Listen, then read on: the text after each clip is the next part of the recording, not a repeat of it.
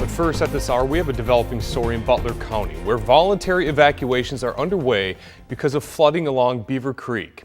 About 4 o'clock this morning, water from the creek topped a gravel road which serves as a levee for New Hartford.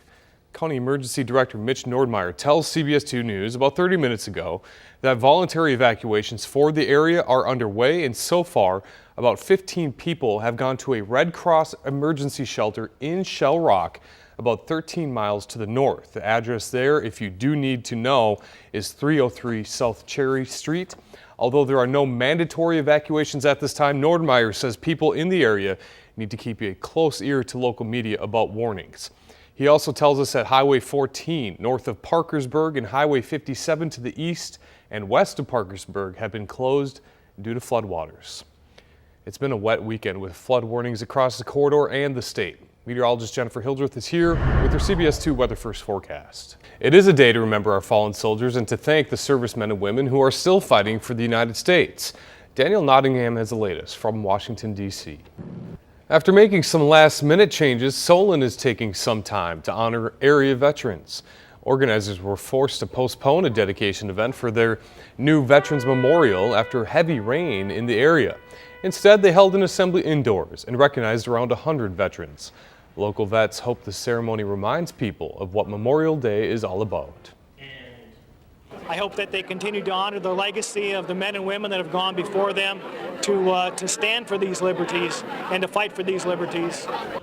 Organizers plan to reschedule the dedication ceremony for that new Veterans Memorial. We will let you know that date as soon as they set it. And we want to see your military vets. We asked you to post photos on our Facebook page, and several of you have already done so, including myself. That's my brother. Here's a look at some of the photos we've received so far. You can post your photos on our Facebook page, KGAN CBS 2. So far, the corridor has seen less rain than other parts of the state, but that could be changing today. While the boat ramps in Cedar Rapids have reopened, the Cedar River is expected to crest and cause flooding again later this week. The latest downpour has caused the Skunk, Iowa, and English rivers to the west all to overflow. We're already seeing some corridor roads closed due to flooding. If you want to know which roads are closed in your area, we've got a link to the DOT's closures map on our website. Police are still looking into what caused a weekend fire that destroyed a Cedar Rapids home.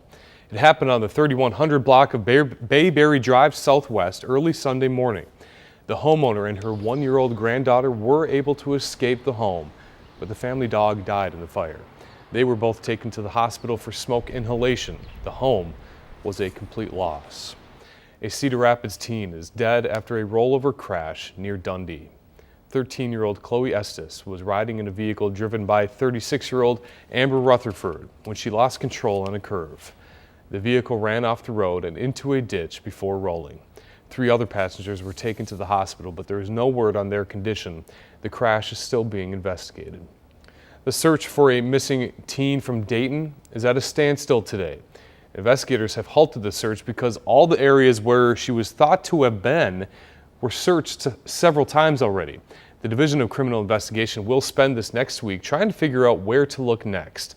Shepard's father says he doesn't think the man police say took his daughter should have been released from prison after being twice convicted of kidnapping and assault. Police and volunteers have searched around Dayton after the girl vanished on Monday. The man suspected of kidnapping her committed suicide after a second victim escaped.